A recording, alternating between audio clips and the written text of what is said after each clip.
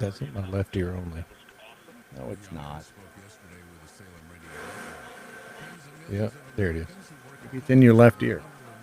Try cleaning your ears.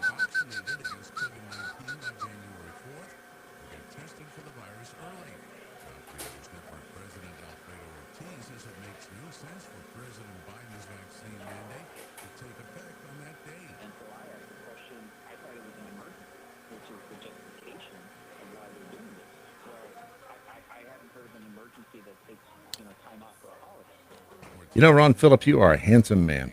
I am. Thank you. I look at you and I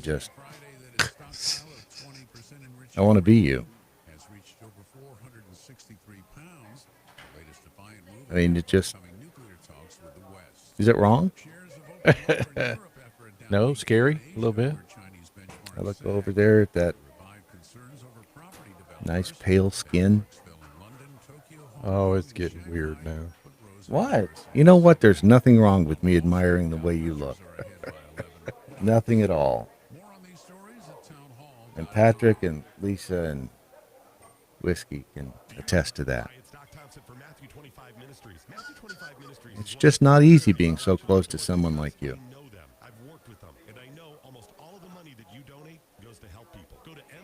And Melissa. Floating head. Yeah.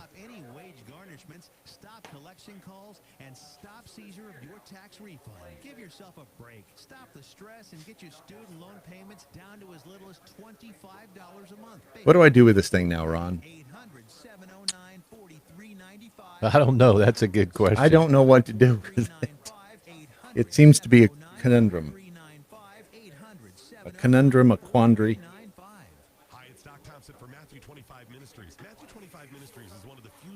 Isn't he dead? Yes, he is.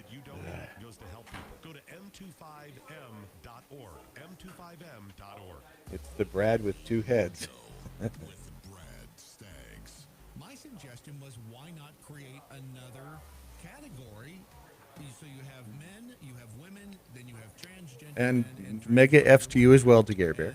So, I mean, why not create their own unique category so we are comparing apples to apples and coconuts to coconuts? Because their whole entire shtick for the transgender community. Big swinging hogs. Yep. Right? Despite the fact that they have XY chromosomes and, you know, a giant hog swinging between their legs, they are women. Giant. I was like, here, I'll get it. God, funny. All right, let's do Giant this. hog. Described that way. That's great. I see you've seen Ron naked too. It's Weekdays, 8 Eastern, Mojo 50. Radio as the founders intended. Did they? Mojo 50. I'm not sure. The mothership has landed. All right. We can dish it out and we can take it. Throw all your complaints into a big email and send them to Ron, because it's pretty much his fault. Alarm clock, ding dong, pants up, boots on, coffee, cigarette, blue collar breakfast, hard hat, forklift, dragging through a swing shift, stacking up the boxes, watching that clock tick tock, tick tock, tick tock. Damn thing still doesn't work. Tock. Need a little neon, get a little drink on Friday can't come fast enough. Yeah! And none of them are working.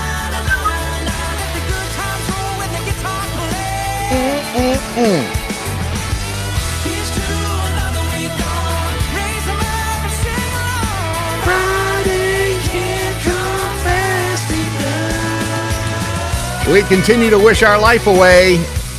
Yes, And what are we, 49 days away from Christmas now? Yeah, I think so. 49 days until Christmas 2021. And gosh, it's going to be a great Christmas this year with all the mandates and everything. Oh, fantastic. Won't that be exciting? Yep. I mean, Sure will be. a great number of people likely will be unemployed, and it will just, I mean, it's talk about a Christmas to remember.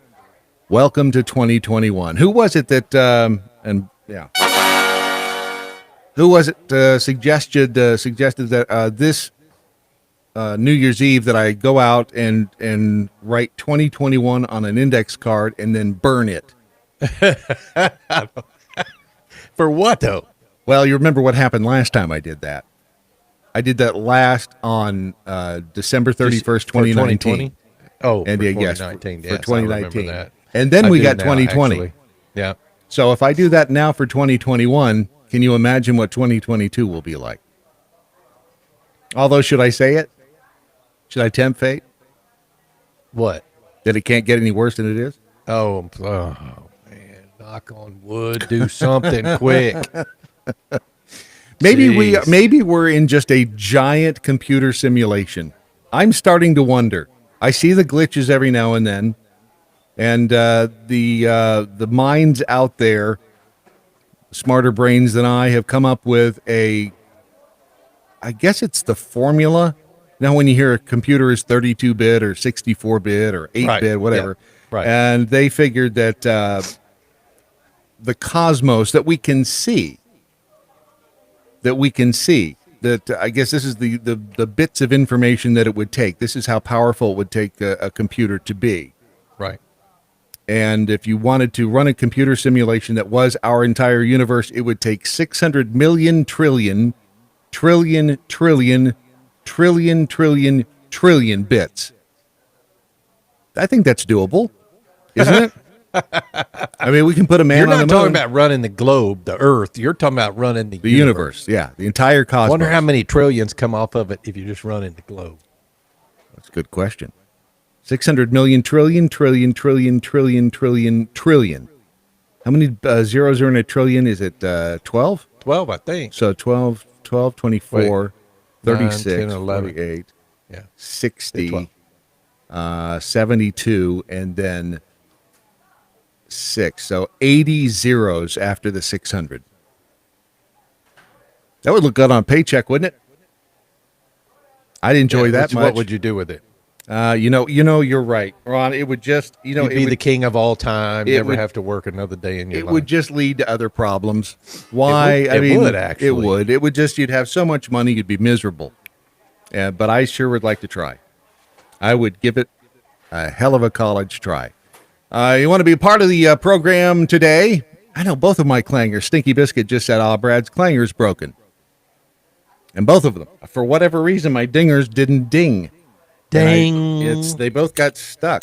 Now it works. And now it works naturally. Kind of like the phones yesterday. Was that yesterday? No, it's day before. Day before, yeah. Use the hashtag what I learned today. Squatching Duck already asking to be muted. He's kind of like Bethy Nod. It's like, well, just tell me to mute you. It's so much right. easier. It'll save you so many keystrokes. Like, let's just get on with it. Right. Stinky Biscuit also braid it, Brad, because I don't know what to do with this thing hanging off my chin anymore. Because I'm tired of it, and all I do is stroke it all day. Okay. And I play with a goatee. All right, so did you see do you remember the story of the woman here in Texas? She is a real estate agent. Her name is Jenna Ryan, and she went to the Capitol on January 6th. Attractive woman, Okay. blonde, and she, somebody, I think if I remember this correctly, a dude saw that she was going and reached out to her on social media and, hey, do you want to get on my private plane? And she's like, yeah, I'll do that. And then they recorded videos on the private jet. Hey, we're going to D.C. We're going to storm the Capitol and all that. And so she got arrested after the events of January 6th. Okay. Here's what she did. And there was this big heated debate on social media, on Twitter and such, that people kept telling her, yeah, you're going to go to jail. And she was saying, no, I'm not going to go to jail. The story, as it quotes it here, is not quite accurate, but this is the way the mainstream media will be narrating it. Jenna Ryan had boasted on social media that she wouldn't get any jail time because of her blonde hair and white skin. When a critic on Twitter told Ryan in March that she would go to jail, Ryan responded by saying she was definitely not going to jail. Sorry, I have blonde hair, white skin, a great job, a great future. I'm not going to jail. Sorry to rain on your hater parade. I did nothing wrong.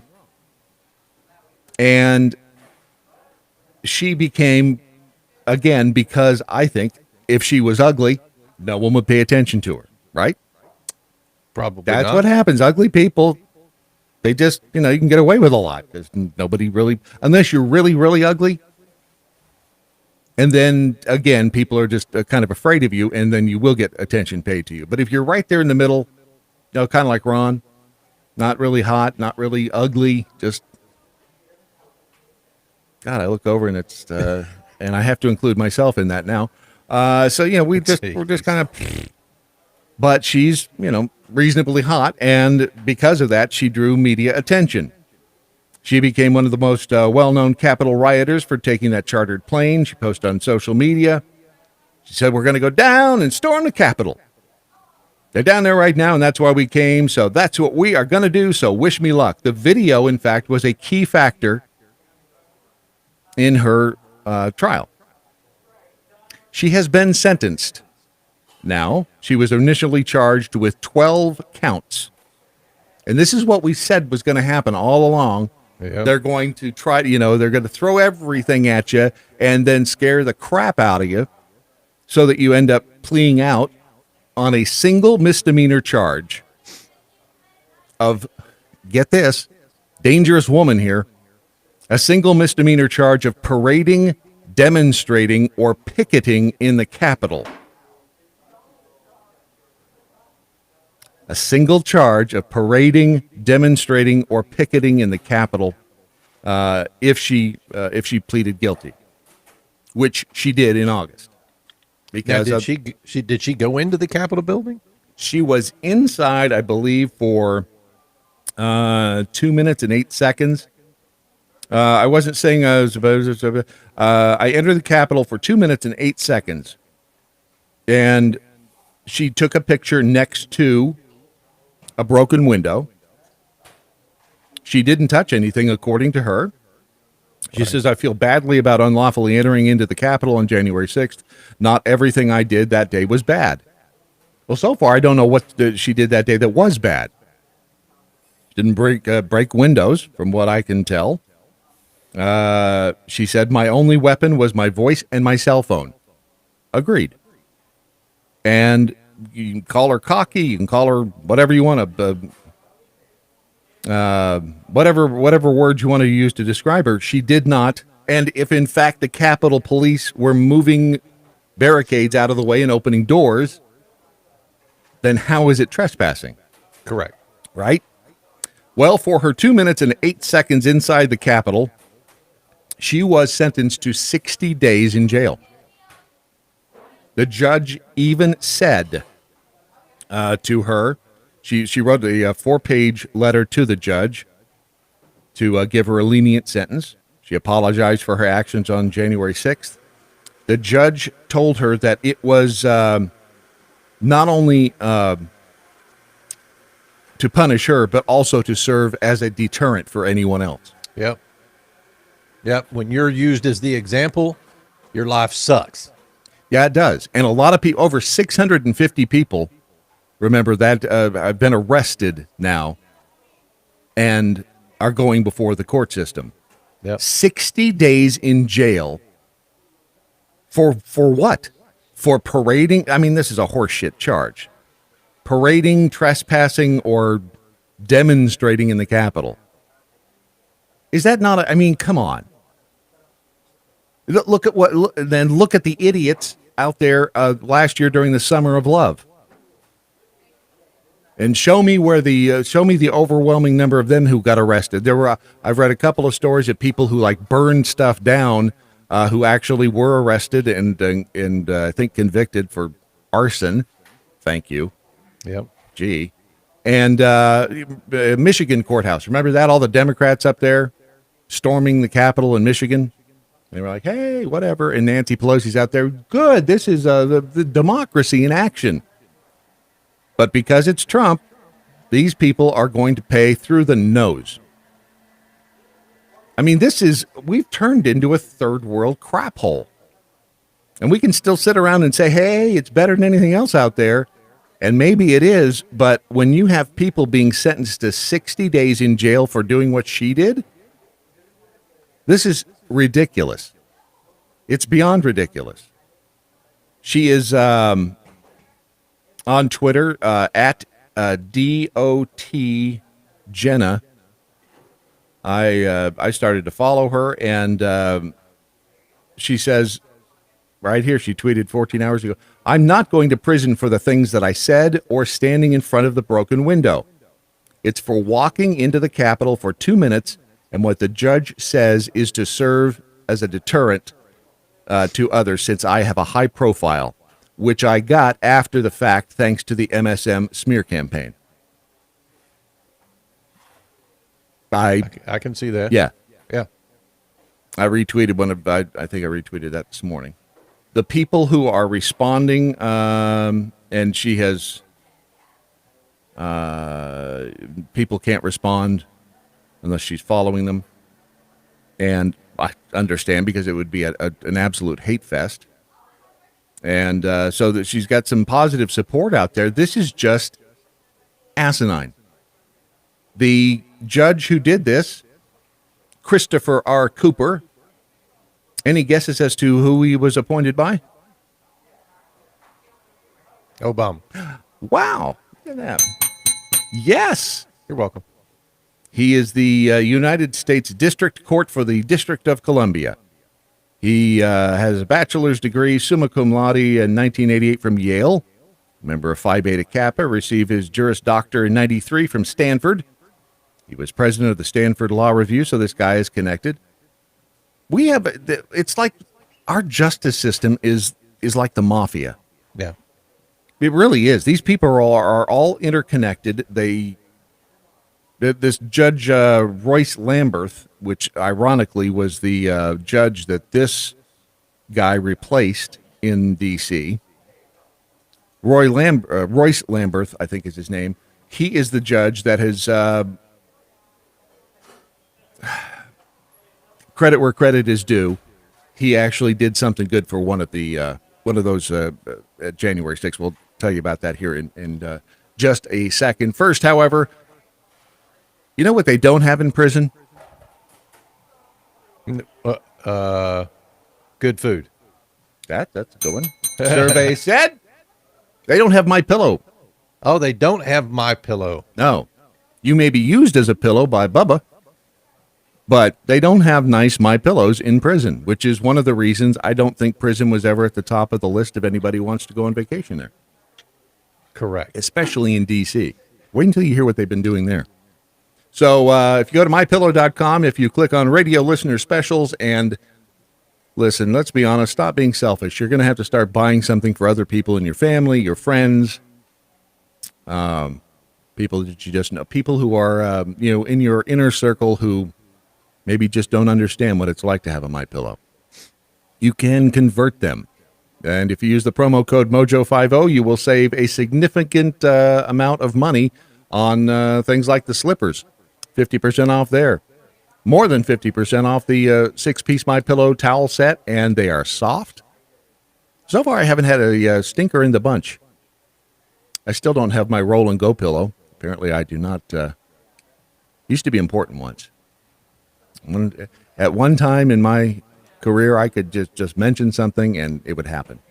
And it would show up. And it would just show up. And now, I pretty much have to beg. I did my part.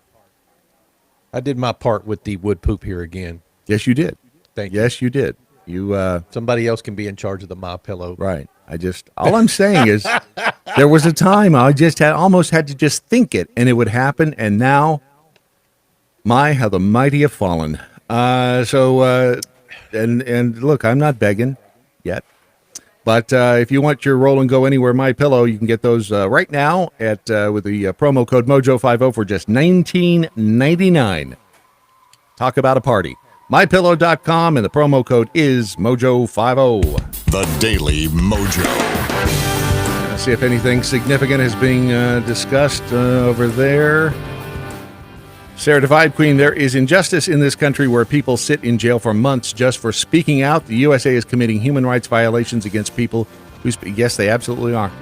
That's the scary part. That is not supposed to happen in the United States of America. And the people that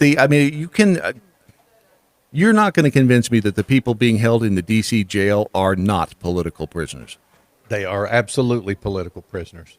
And did people break windows? Did people get in scuffles? Yes, Absolutely. but not all of those people. Correct. As a matter of fact, the Christopher Worrell, remember we talked about him? He was the one in Florida where he had been cooperating, according to the reports. He'd been cooperating with the FBI, and yet they showed up in his neighborhood that Friday morning and took him away and basically threw him under the jail. He had some issues, some health issues. I think he has cancer.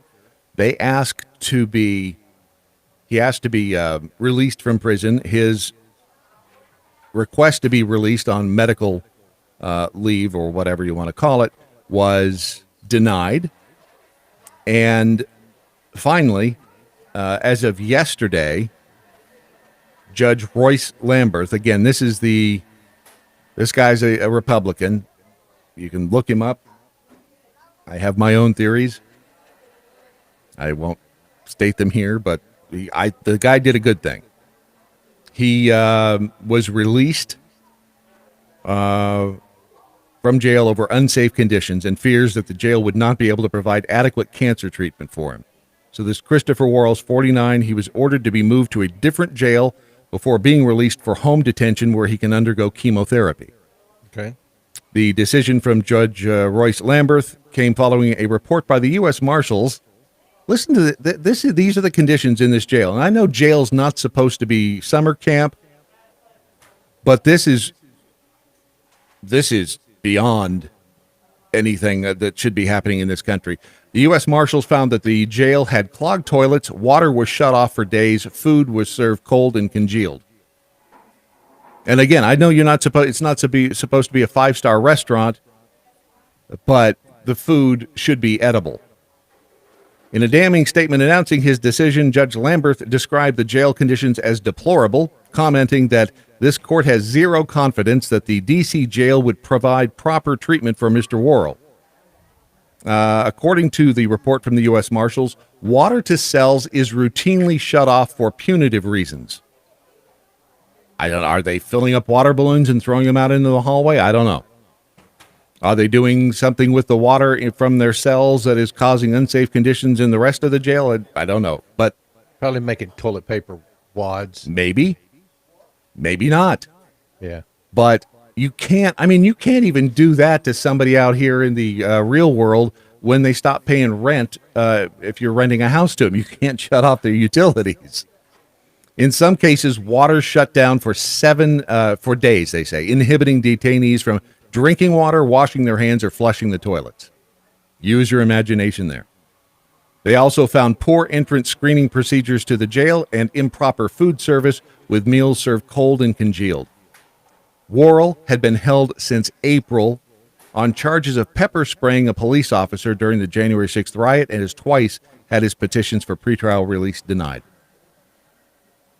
And April, May, June, July, August, September, October, 7 or 8 months. This is the United States of America. These are political prisoners. That's the bottom line. They're political prisoners, and they'll continue to treat them as harshly as possible. Yep. That's why Julie Kelly over at American Greatness has been paying so much attention to it. In San Diego, a Coronado man by the name of Alex Smith, he has admitted to entering the Capitol and removing iron benches to access locked doors. Ooh. So he recorded himself inside the U.S. Capitol during the January 6th insurrection. This is in the San Diego Union Tribune. He pled guilty yesterday last week, to a misdemeanor, according to the court records. He entered his plea virtually before a D.C. judge to one count of parading or demonstrating inside a Capitol building. He's among more than 650 people to be arrested in connection with the rampage, more than 90 to plead guilty. Because that's what they're doing. You plead guilty to this, and we won't put you under the prison. So he admitted to driving from San Diego to Washington. Wow. To attend the Stop the Steal rally, in which all that. He entered the building through an open door. He recorded his journey on his cell phone. One video shows him entering the Capitol Rotunda yelling, "We ain't gonna take it, and let's effing go, Patriots," while alarms blared in the background. While inside, now listen to this, while inside, Smith, wearing a Trump hat, also admitted to helping move iron benches that had been placed in front of closed doors. He tried to open the doors, but could not. Ooh, scary. Yeah. He moved benches to try.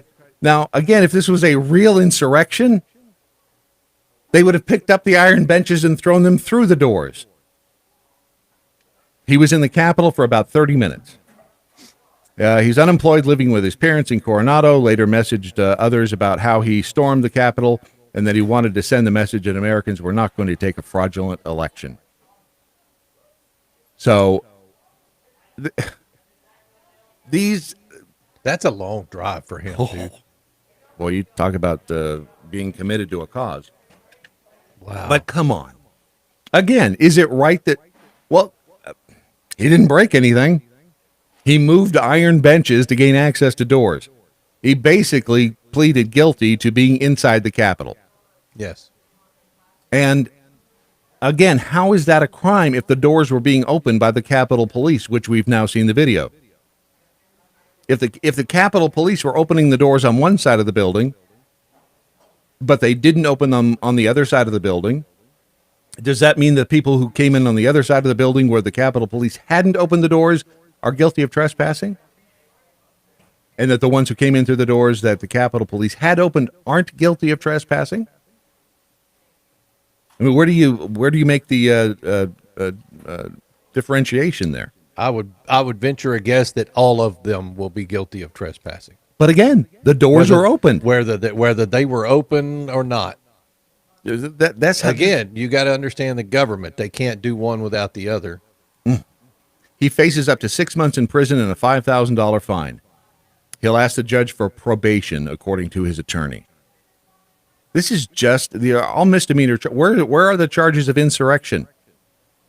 Remember that? They were all going to be charged with insurrection and overthrowing the government. No, we're getting trespassing charges. Yep. And we're throwing people in jail for 60 days for parading. America, the one I knew at least, is in the rearview window, unfortunately. Happily promoting the 4Fs. God, I just cannot. Because remember, it could just as easily have been one of us. Oh, yeah. And you're right, Peekapool. It's cute how Brad keeps saying this is the United States of America, like that's supposed to mean anything anymore.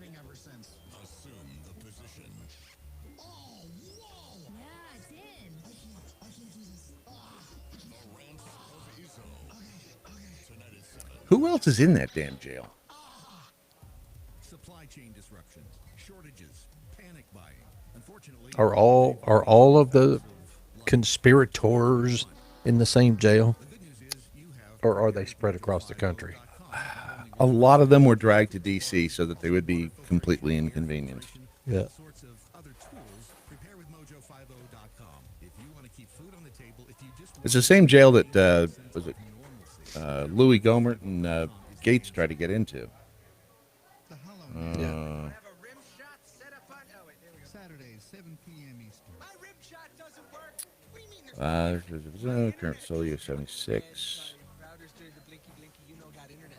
Bringing you the best Wow, October 7, the administration established population capacity of the jail at 2164. Hallelujah. Oh my God, that was terrible. Holy shit, really? I hit that button like 10 minutes. it's original. It's bold. Okay, yeah, he's in that. He's in that. He's in the central detention facility. Who is? Worrell. Oh, And hi, Sarah and Jamie and everybody else over here. Ron told me I couldn't talk to the people in the Facebook chat room anymore.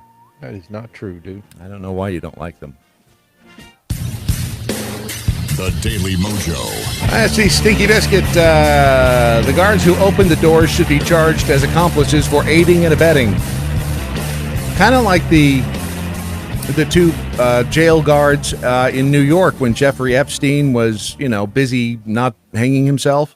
Correct. And those two guards were busy napping or quote unquote shopping online.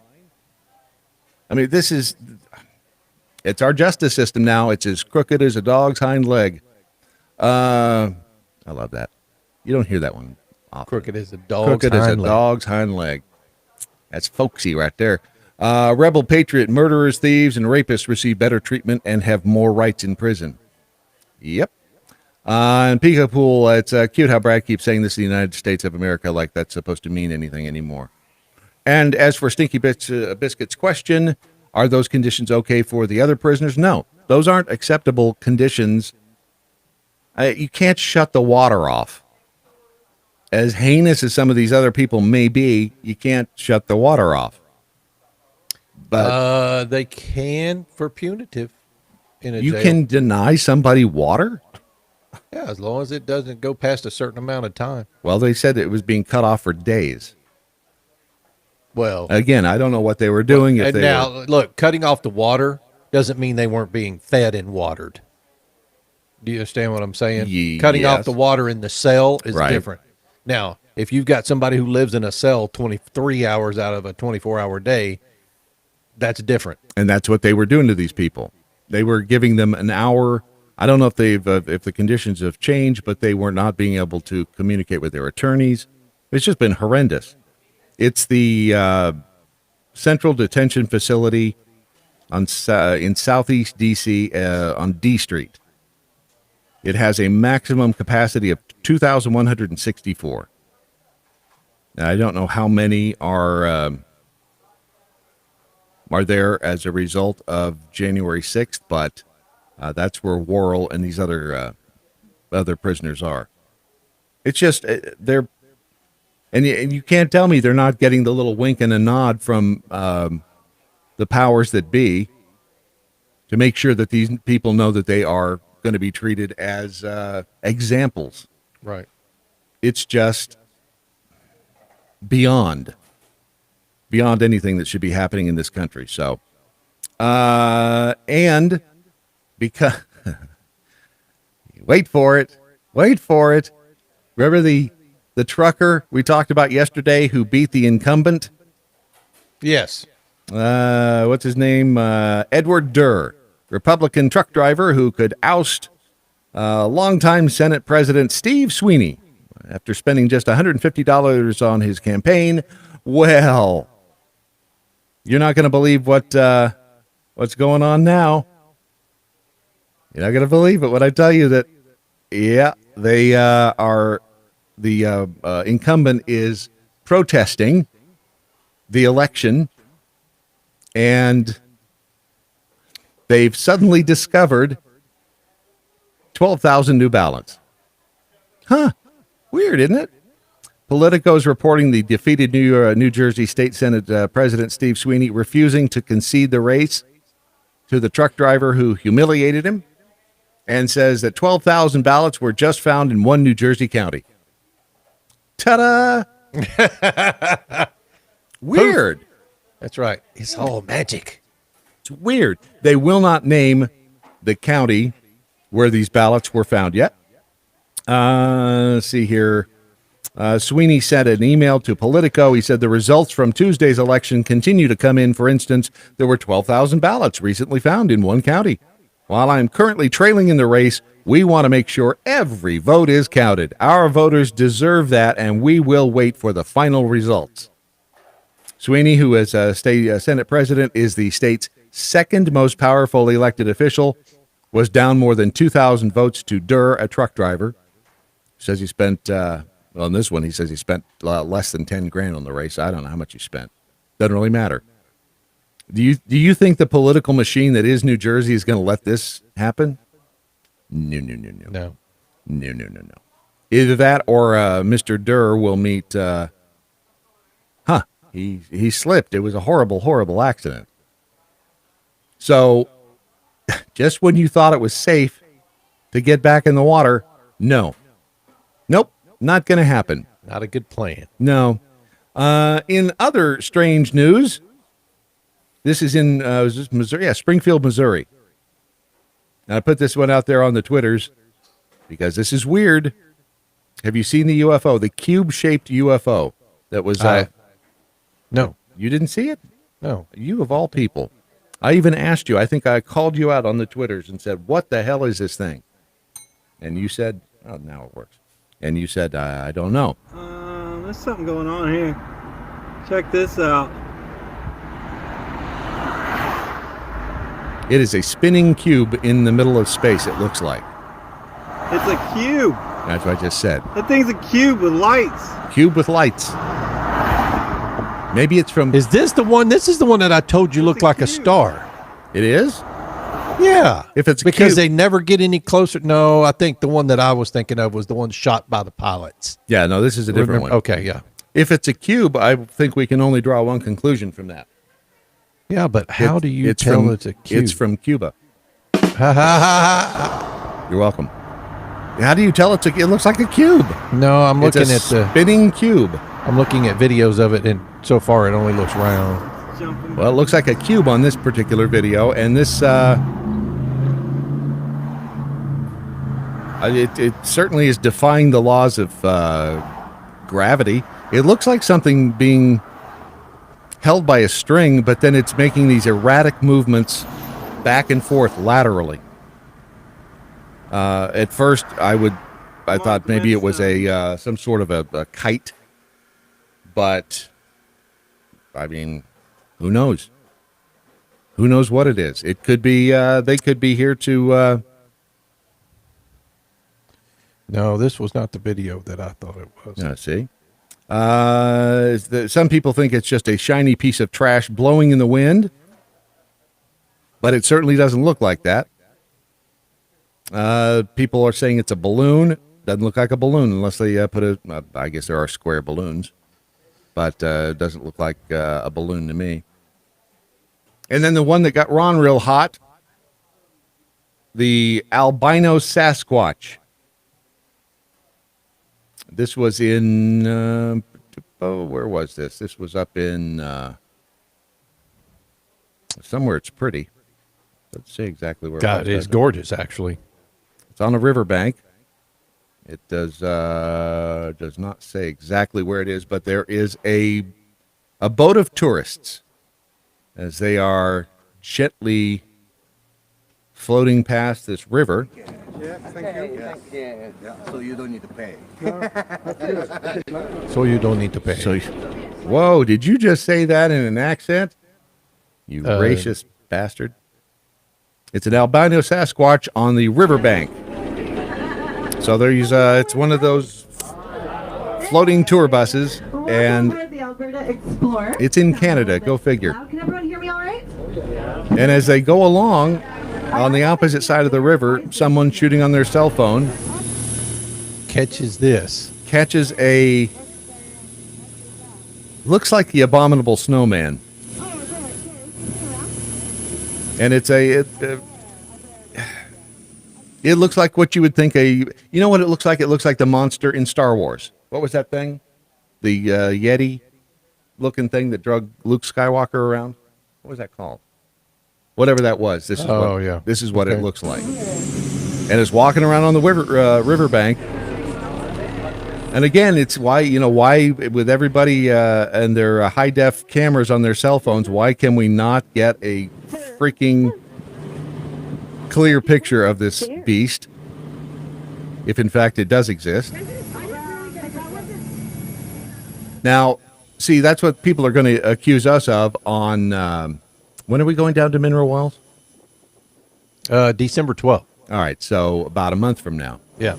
Well, wow, that's a pretty impressive picture of this thing right there. It looks like the thing that drug Luke Skywalker away. But when we go down to Mineral Wells and the haunted hotel there, we're going to get undoubtedly Actually, a haunted house. We're not going to the hotel.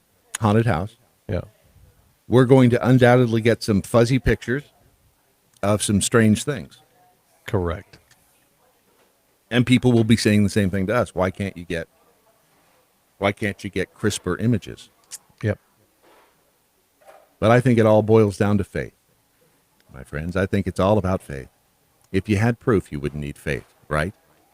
And Ron believes that Sasquatch is real. You're busy studying the video, aren't you? I'm looking at something. Stinky Biscuit says albino Sasquatch. Isn't that a Yeti? Is it? Maybe. I don't know. Are Yetis white? That's a good question. The Hoth snow monster is a Wampa. How That's many the Star times Trek. just today? Star Wars. That's the Star Wars. Did you just confuse Star Trek with Star Wars? I did. Actually, I said the wrong word. Communist. And as long as you didn't say Star Trek, we're okay. Yeah. So it was a Wampa. Wampa. It looks like a Wampa, although I don't know what a Wampa is doing standing next to a river in Alberta, Canada. But you know what he doesn't have to worry about? Election fraud. He's up there standing on a riverbank in Alberta, Canada, not worried about election fraud or being thrown in jail for walking into the Capitol. True. So some would envy this fuzzy dude. Stinky Biscuit also said, poor guy's going to have his CDL license revoked, have all kinds of IRS audits. Yep. Edward Durr up there in New Jersey. In New Jersey, right? Yeah, I think so. Wherever that was. Yeah, New Jersey, because they had the 12,000 additional ballots. And again, this whole thing is nuts. It's not like, though, they are, going full on totalitarian with, forcing us to get shots and stuff. They're not like that happening. Not like that. That was happening just as the show went off yesterday. The workaround that the president was so proud of is finally going to be implemented on January 4th. That's what they say. And if it goes anything like the mandate is currently going, it should be, next year should be just fabulous because Andy. it's going to be a carnival ride. If you have a chance to look up any photos of New York City today, please do so. The garbage on the side of the sidewalks is starting to pile up because sanitation workers have been placed on leave for not complying with the vaccine mandate. Yep. Now, remember, this is all about your health. This is all about people not getting sick. I saw a TikTok where people were taking their trash and throwing it in freaking de Blasio's front yard. That's not legal. Is it? Isn't that littering? But boy, does it feel good. And this is insanity. They are, and I think that I had a video of that somewhere, of them throwing their trash over the side, over the fence. Yeah. Garbage has already started piling up in New York City. The mayor's office has placed about 20% of the sanitation workers on leave for not complying with the vaccine mandate. Almost 1,500 workers are now on administrative leave. And the piles of trash, and again, if this is about people's health, if you are trying to, you got to get vaccinated so people don't get sick, then what does leaving trash on the side of the road? They knew this was going to happen. They knew this was going to happen. The TSA, as a matter of fact, they do not anticipate that the vaccine mandate will impact holiday travel. Hold on a second there. It'd have to. You think? It would have to a little bit, yeah. Yeah, I think so. A station in Chattanooga, Tennessee, went out to the airport and they interviewed some folks about the mandate. This will be fun. Well, this is the funny thing because they're talking about the TSA, and So the reporter babe is out there at the airport, and she's talking with her mask on, so she sounds like she has a sock in her mouth. And then they talk to a few of the travelers who give their opinion on the TSA and whether or not they should be vaccinated. And here she is. I say, here she is. Halloween is on Sunday, which means that Thanksgiving is just around the corner, and the deadline for federal workers to be fully vaccinated is November 22nd. That's days before Thanksgiving. That means TSA agents who have not gotten their first vaccine have to get a move on it. Last week, TSA told CNN that 60% of their workers were vaccinated. Travelers that I spoke to this morning say that TSA agents should get the vaccine to protect themselves and others. I think that's important, that they do what they think is safest for everyone. I know that, it's kind of a controversial issue, but, I think in the end, it may help prevent more people from getting sick. If I can take the vaccines, I think anybody else can too. So yes, I think the workers here should have to take the vaccine. Wow. Are they interviewing them in the bathroom? What the hell? Yeah. Well, it's the airport. It's all covered in marble and things. If I can take the vaccine, they should have to take it too. Yeah. Well, Narrow-minded. When did she get to be elected queen? Yeah. And then see our employees here at the airport be better protected for themselves and for the people flying through. In order to okay, and that's the part that bugs me. These people are talking out their ass. They don't know. Oh, they're going to be better protected if they're vaccinated. Really? Because that's not what some of these reports that are now coming out say. Yep. But again, you want to get vaccinated, get vaccinated. I don't care. But when you start trying to shove this crap down somebody else's throat, that's when I have a problem with it. Mainly if it's my throat, you're trying to shove it down. And the newest reports out there, this first of all, this is why the mainstream media is really good at what they do. They just repeat something over and over and over, and people like you just heard there in the Chattanooga airport who have suddenly become science majors. You need to get vaccinated because X, Y, and Z. Right. Yep. And again, I don't care if you do or not. Do what makes you feel good. Do what you and your doctor decide on. But according to the Brownstone Institute, 19 studies on vaccine efficacy that raise doubts on vaccine mandates. And it's a list of 19 studies. Go figure. One out of Israel shows that SARS-CoV-2 vaccines had a 13-fold increased risk for breakthrough infection with the Delta variant compared to those previously infected. So they're saying that if you have the vaccine, you're more likely to get the breakthrough infection than those who had just had the disease. Yeah. Ignoring the risk of infection, given that someone was infected, found no significant difference in the cycle threshold values between the vaccinated and unvaccinated. There's another study, and it's out there on the Twitterverse now. I put it out. Another study in, it does not say where, but you can click on the link and find out yourself. No difference in viral loads when comparing unvaccinated individuals to those who have vaccine breakthrough infections. Furthermore, individuals with vaccine breakthrough infections frequently test positive with viral loads consistent with the ability to shed infectious viruses. Results indicate that if vaccinated individuals become infected with the Delta variant, they may be sources of SARS-CoV-2 transmission to others. Weird. So the whole, you're getting vaccinated to protect other people thing, although according to some of these studies, you have just as much viral load as the unvaccinated.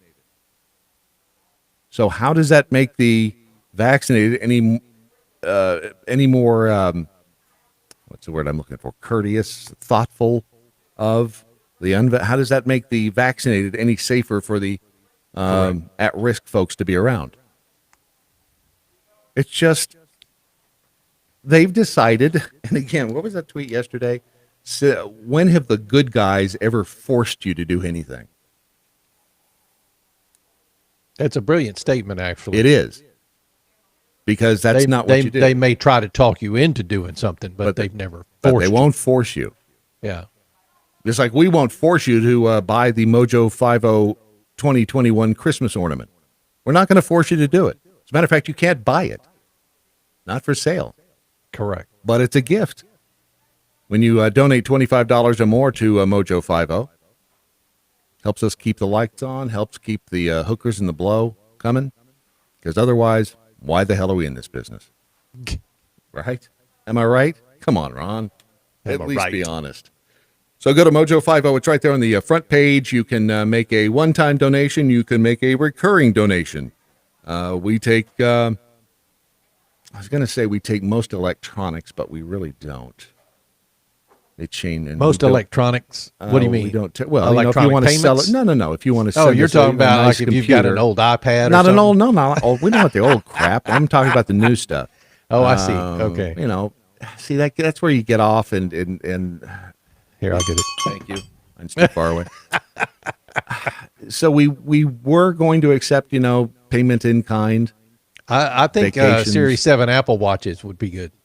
All right. See, and that's not junk. See, we want the good stuff, is what we're saying. Yeah. We're not your cheap $2 trick. We're worthy of the best. I've been known, though. No, I've done some things I'm not proud of. So again, a $25 donation, and we'll send you the ornament as a gift because we are sweet people. That's what we are. Dr. Free Range Prisoner. We're on for not just nuts. What's it? Oh. What are you showing there? Good Lord. It's two peanuts doing it. Uh-huh. Yep. You know what? With people are spending the night in horrible conditions in prison somewhere. I'm not worried about words. Blah, blah, blah. Love the blah, blah, blah. The vaccine is great, except for the fact that you can still get the virus and spread the virus, and the vaccine wears off after about 6 months, requiring a booster shot. So, yeah. That's the part that I don't understand the logic behind the mandate. It makes no logical sense whatsoever. Because if it doesn't stop you from spreading it, it doesn't stop you from getting it, but it keeps you from getting it severely. It keeps you from, does it? They're starting to question that now, too, incidentally. Oh, and by the way, when you if you do get the vaccine, you have some adverse side effects, whose responsibility is it? Can't go back to the... not Moderna or Pfizer or Johnson & Johnson. No, but the federal government now has outlined procedures for federal employees to be compensated for any injuries they receive as a result of getting the COVID-19 vaccines under the mandate. So the government is going to cover federal employees if something bad happens to them, but not you.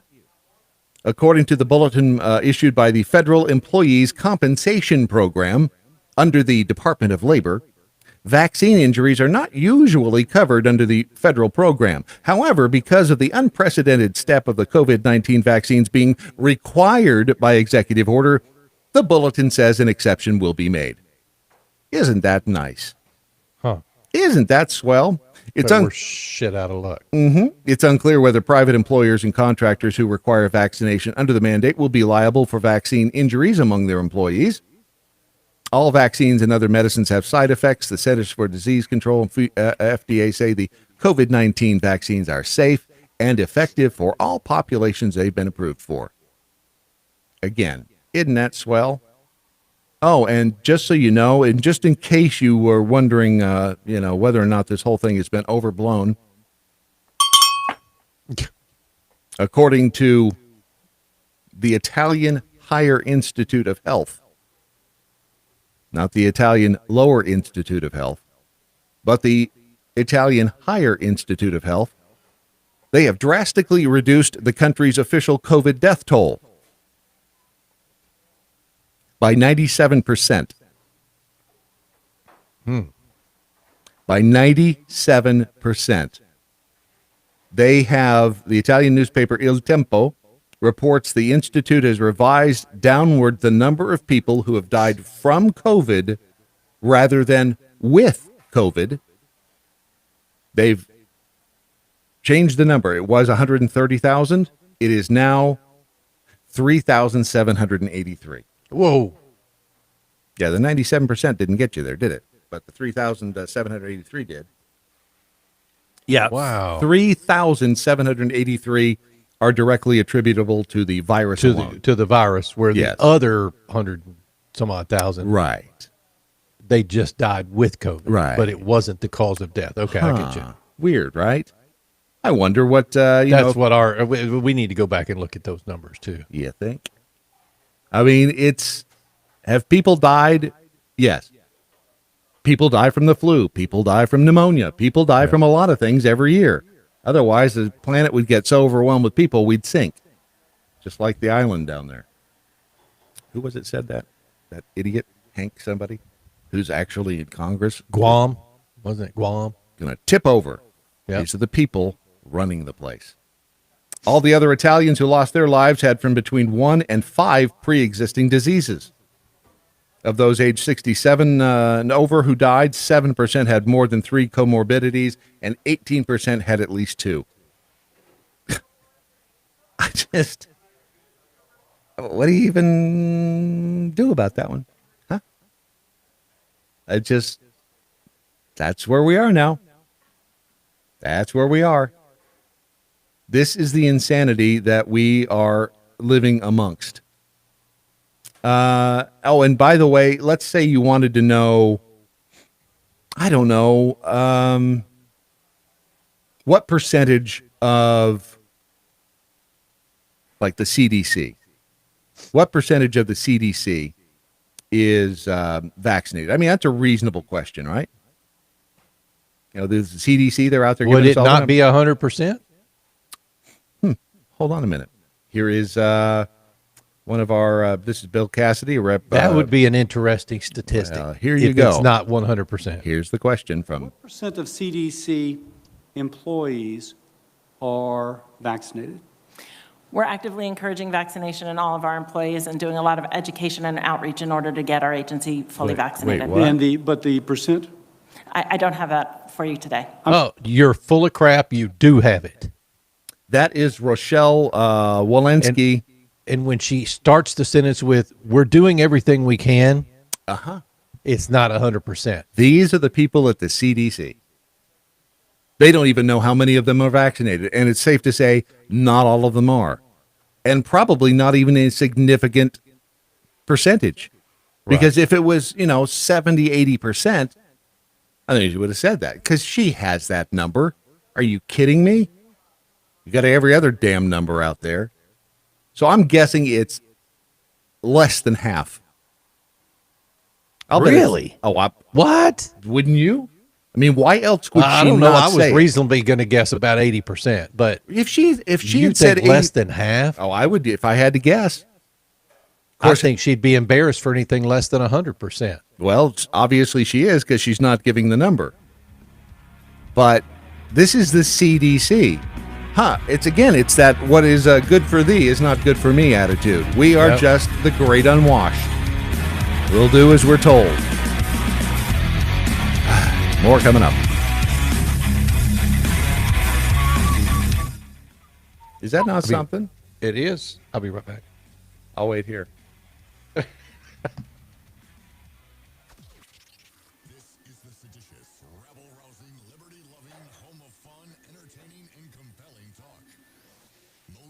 50. News this hour from townhall.com. I'm Rich Thomason. Following months of delay, the House may vote today on President Biden's almost $2 trillion social and climate spending package, in addition to a $1 trillion infrastructure bill. Even if the so-called Build Back Better plan does clear the House, The Build Back Better. solid wall of Republican opposition in the 50-50 Senate, along with reservations from moderate Democrats like West Virginia's Joe Manchin. They want to know more about what's actually in the 2,000-page bill. Why would you need to know what's in it? Negotiating big money payouts to illegal alien families separated at the border as the Trump administration enforced federal immigration laws. The only thing in dispute is the amount of the payments, initially reported at $450,000 per child. Texas Republican Congressman Michael McCall telling Fox's Neil Cavuto it's outrageous. I think it's a principle. You can't break our laws and then win the lottery. And the message of deterrence is pretty much gone. The Biden administration suing the state of Texas over a law that Governor Greg Abbott says makes it easier to vote and harder to cheat. Election integrity is now law. This just in to CNN, we are learning that a U.S. nuclear-powered submarine hit something in the South China Sea. This happened on Saturday. The Justice Department claims it violates the Voting Rights Act and the Civil Rights Act of 1964.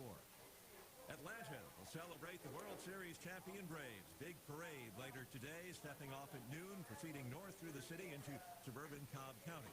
A million people expected to take part in day-long celebrations of the Braves' first World Series title since 1995.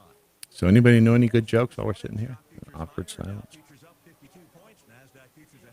The White House today trying to, shall we say, clarify a comment President Biden made yesterday. The president had been asked about a Wall Street Journal report that the Biden administration was considering payments to the tune of $450,000 for families separated at the border under the Trump administration's so-called zero tolerance policy. Here's the exchange. Do you think that might... Hi, folks. I'm Watson Prunier, the host of Battle for Freedom. The show airs Monday through Friday at 7. All right, I'm back. We talked about you while you were gone. That's fine. I had to go get some coffee. Did you? I go down the stairs. I bet you do. And I hear the news playing. And I'm like, it's kind of surreal coming down here hearing your own show. You're famous. Yeah. See? Not famous. You are famous. And people like you. Well, some do. Yeah. Hi. Hi. I know it's been a slow How you doing? news day these last How you couple doing? days. So I know you guys, have not missed the briefing at all. But good afternoon, everybody. It's good to see everyone. And welcome back to everyone who traveled to Europe with us. Okay, so today's unemployment claims data are Jen another Psaki. welcome sign No, of it's our Corinne economy's strength Jean-Pierre. and would have preferred a different outcome. But the will of the people is clear, and the president has always believed in working across at this time. As Whoa, you know, whoa, what? these are honest, right? They have to be honest with themselves about the history, which is good, and the bad.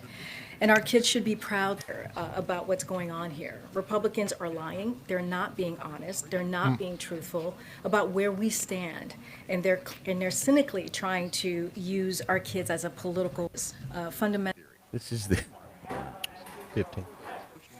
And an election integrity police force that would investigate all allegations of election fraud. And until tomorrow, protect your liberties. Once they're gone, there's no getting them back.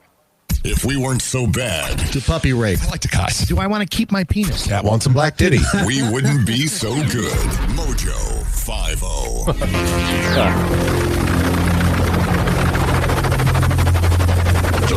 Mothership has landed.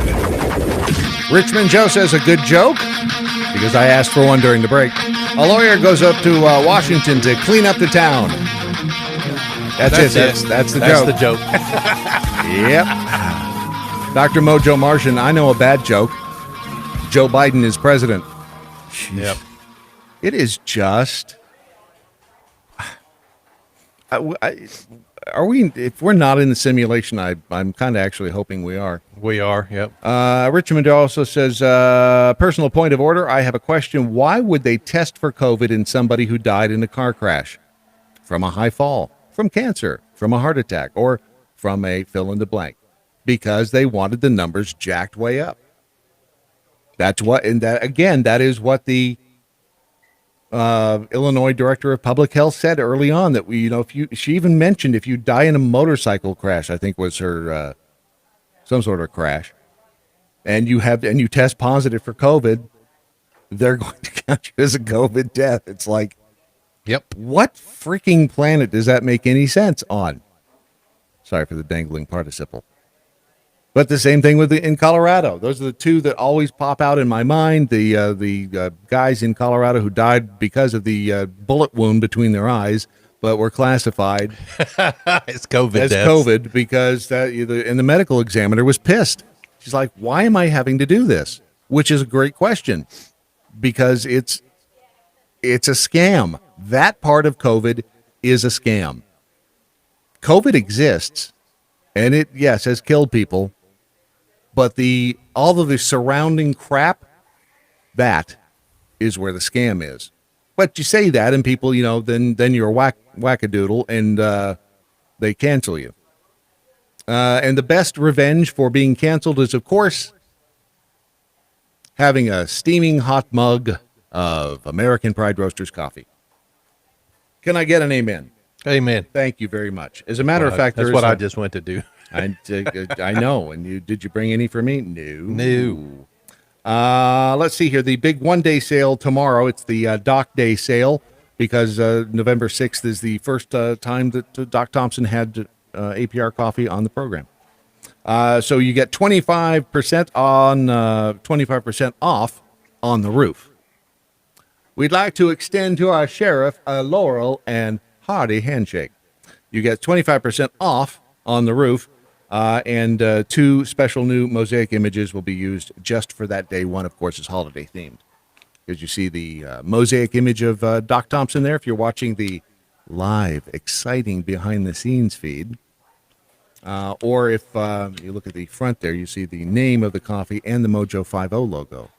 Mosaic logo. Mosaic logo. So there'll be two new mosaic designs for the on-the-roof coffee tomorrow. So you save 25% off on the roof coffee.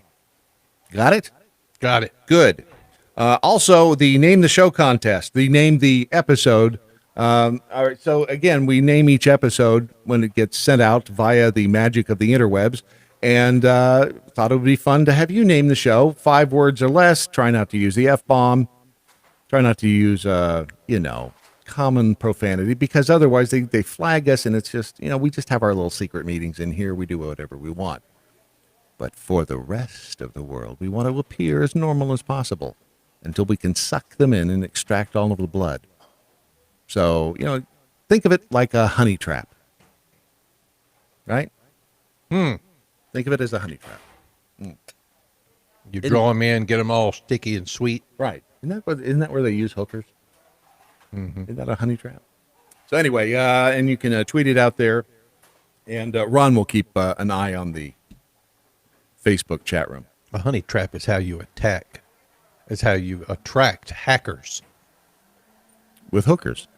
With hacker hookers. Yeah, okay. Right? Yeah. We had a fabulous press conference yesterday with the Principal Deputy Press Secretary, Corinne Jean-Pierre. I think she is French. And this one statement I just happened to skip into it to this point, and here she is, the party of unity. Fundamentally, we believe a school's curriculum isn't a federal decision. It's rightly up to communities around the country, the parents, the school board, the teachers, and he looks forward to doing that with Governor-elect Youngkin.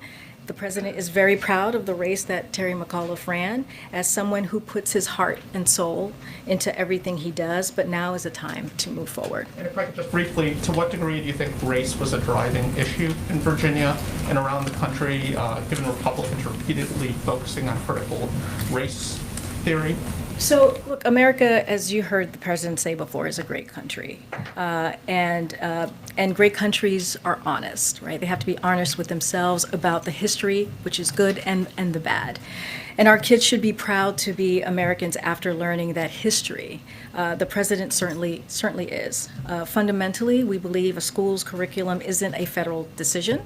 It's rightly... Then why in the hell is there a Department of Education? Anybody? Can we not just bury that department now, along with 90% of the rest of them? Up to communities around the country, the parents, the school the school board, the teachers, and the administrators. And that means that politicians should be should not be dictating what our kids are being taught. Wait a second. Wait a second. Hold on. Isn't Terry McAuliffe came out and said, "You don't get to tell us what we're going to teach kids in school." And she just said the president was proud of Terry McAuliffe's campaign, and here she is contradicting it. They just make shit up. That's all they do. They make shit up as they go. But we also need to be honest here about what's going on here. Republicans are lying. They're not being honest. They're not being truthful about where we stand.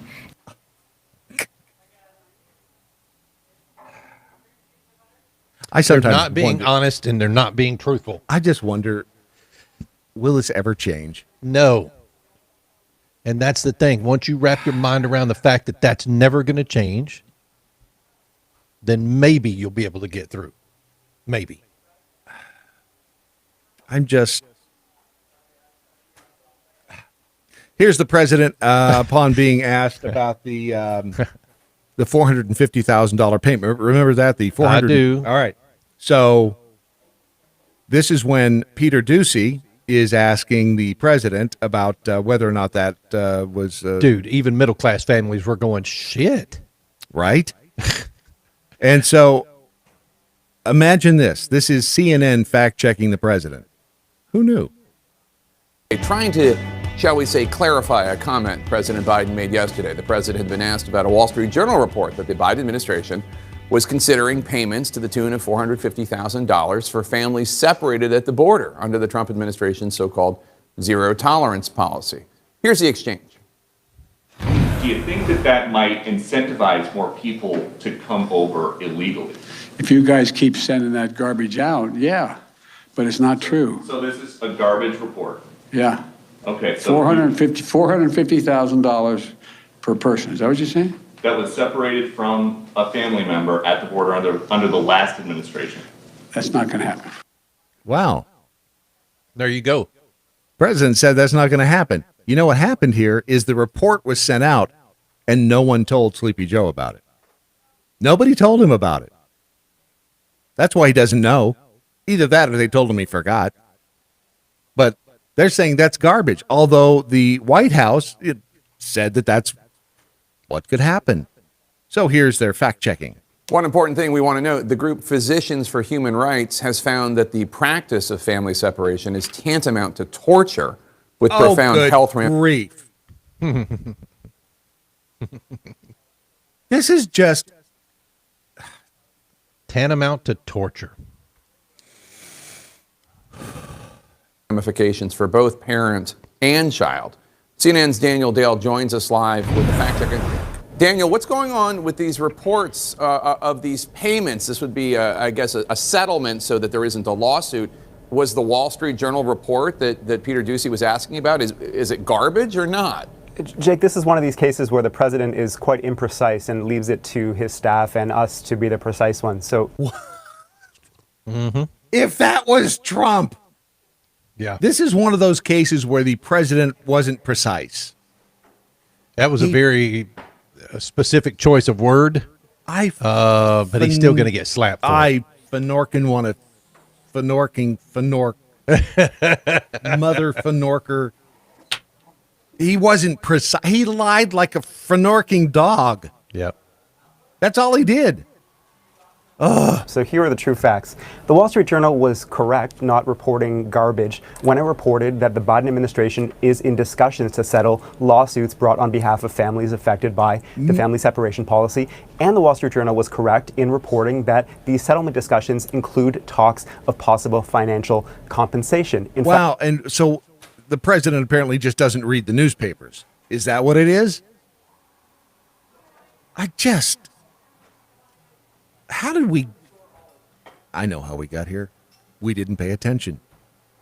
We didn't pay attention to these people, and they steamrolled us. Well, we can't blame it on Cal. Well, we could blame it on Cal.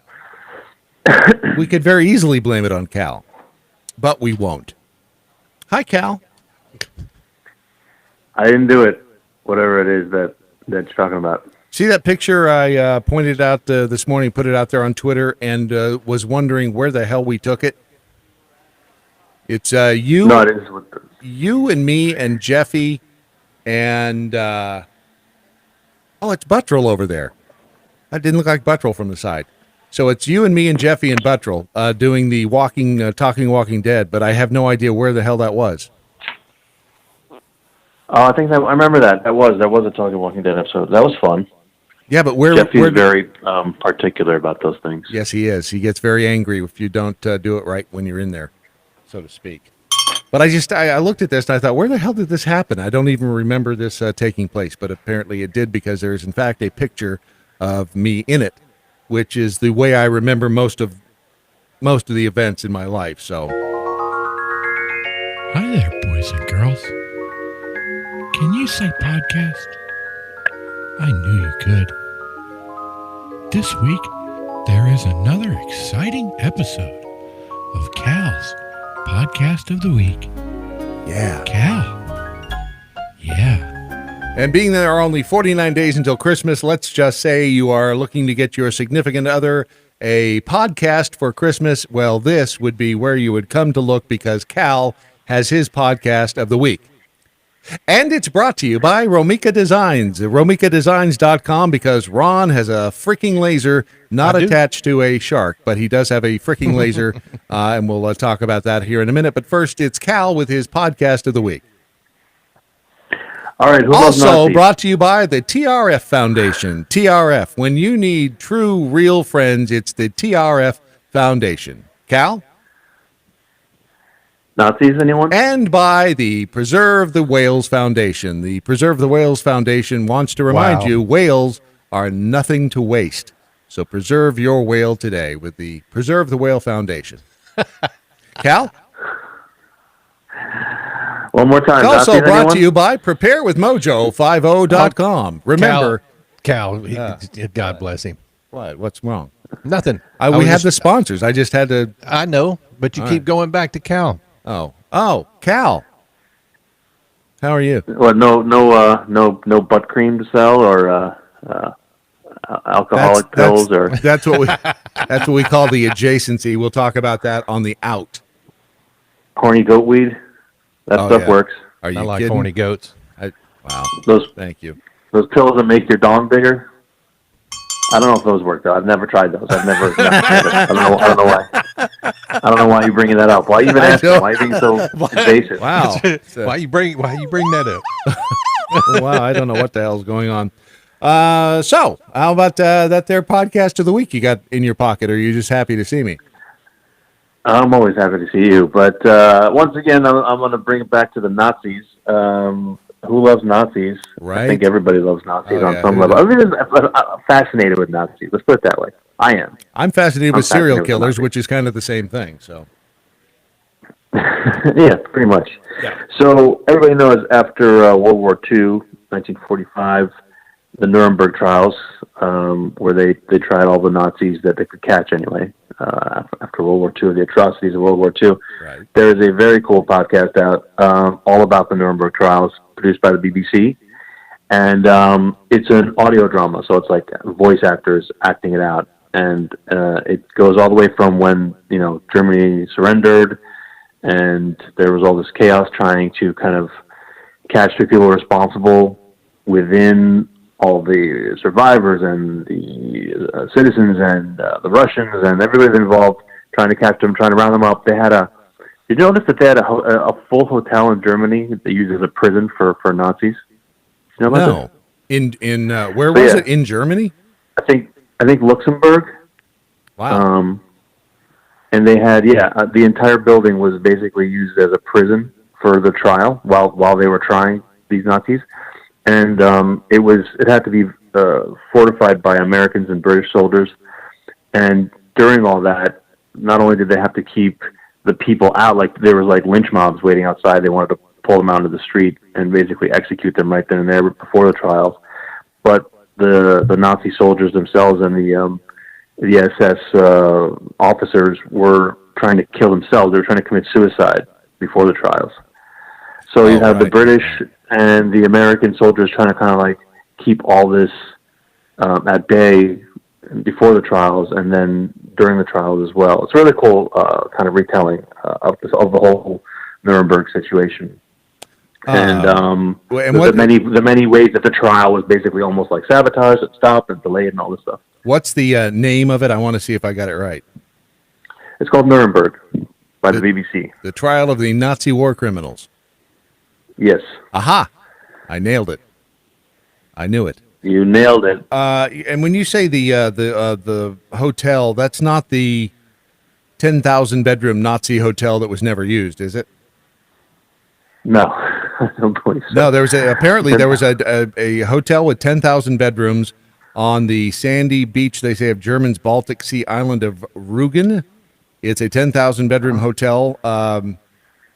It's a hotel Pro. Castle, 10,000 bedrooms. That's got to be massive. Right. It was. Well, I guess this wasn't the for the Nazis during their trials. This is another, but that's another fascinating fact.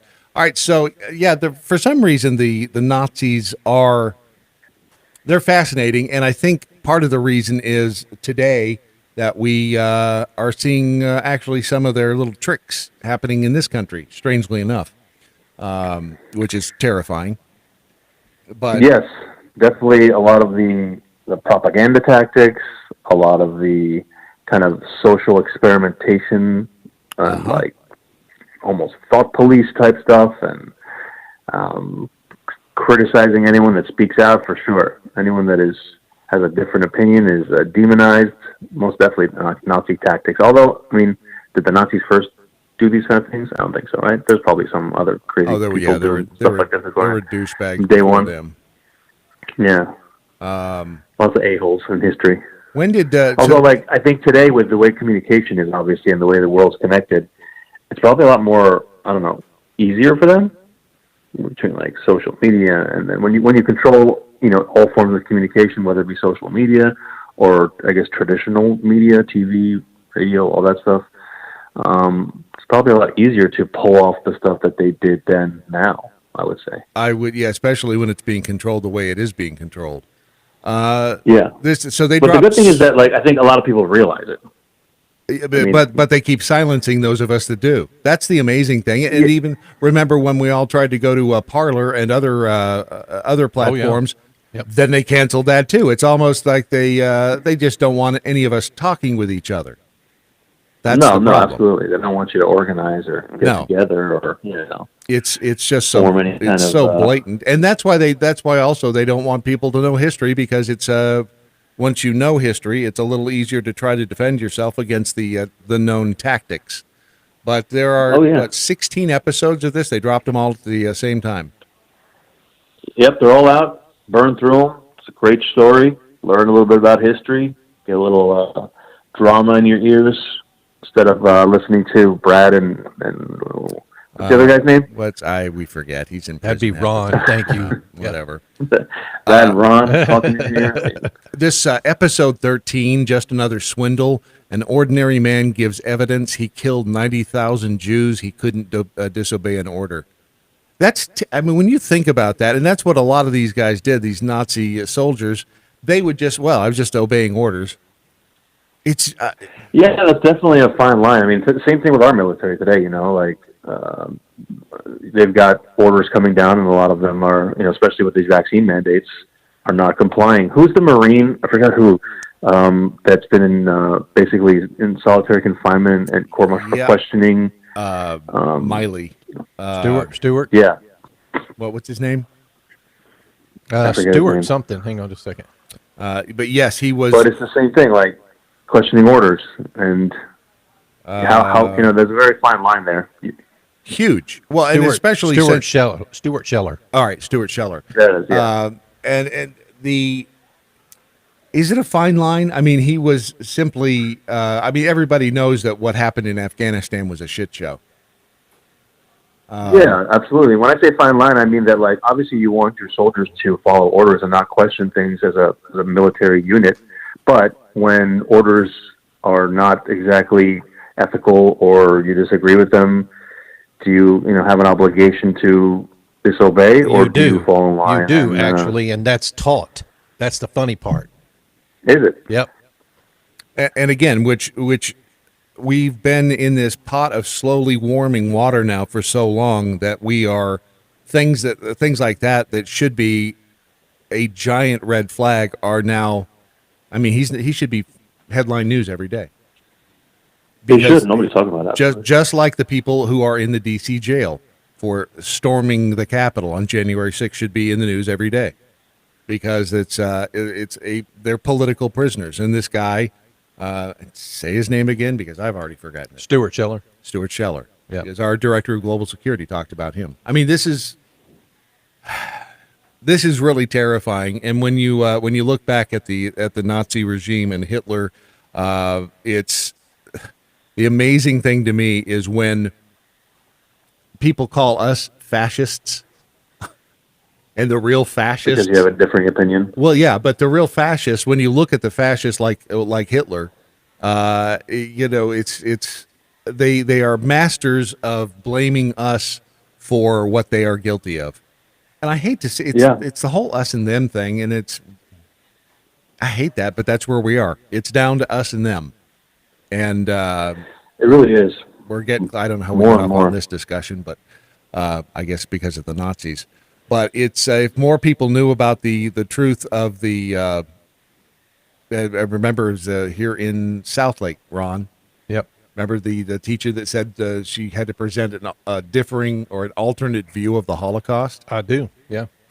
It's like, wow. This whole thing is crazy. So Nuremberg, the trial of the Nazi war criminals, from the BBC. You can find it wherever your podcasts are sold, bartered, traded. If you want to get somebody a podcast for Christmas, this might be the perfect Christmas gift, right? Nice little stocking stuffer. Right, exactly. You put this in the stocking along with other podcasts, and you'll be amazed. I actually had a friend in school who was into World War II memorabilia, collecting helmets and everything else, and this will be perfect for them. So I'm going to buy 2 or 3 of these and put them in their stocking. See what a nice guy I am. Perfect. I'm nice. All You're right, so sweet, Brad. I try. Hey, have you been out on the streets of Manhattan lately? No, I have not. It's kind of pointless. Everything in Manhattan now is you need a vaccine to go into anything. Well, and to eat in a restaurant, and to the trash. Do they need check the you at the door, passport. Cal? Is that how it works? So yeah, a lot of places, especially if you want to eat in, I wouldn't say majority of them are asking for proof at the door, and I myself am not, so it's kind of pointless. And I'm able to work remotely, so that's what I do for the time being, at least. And we hear that the trash is piling up on the streets of Manhattan as we speak. Because I'm not surprised. Yeah. So, good luck up there. Yeah. We had, I know you had our election, and we didn't do what I wanted to do. It was very close, but we're trying to. Yeah. Well, try harder next time, damn it. All right, there he is, at Cal79 on the Twitters, and we'll tweet the link to the podcast of the week when we come back with your Daily Mojo. Clear. It's got to be tough getting around up there. I used to love New York City, and it's sad that this is what it's become.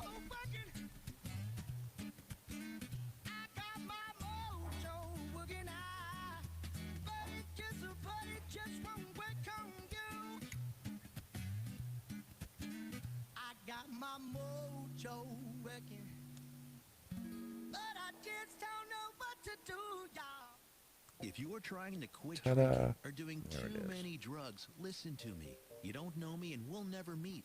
I had a problem like you Birthday once. coffee. I drank and used to party a little too much till it got out of control and almost ruined my life.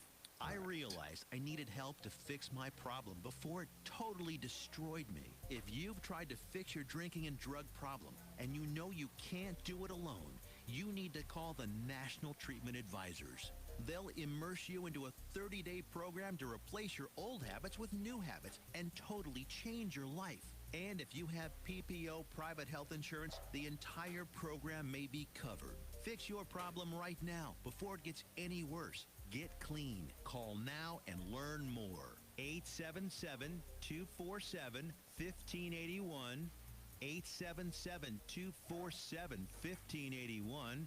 877-247-1581. Thank you, blah, blah, blah. Love the blah, blah, blah. The totalitarian honey trap.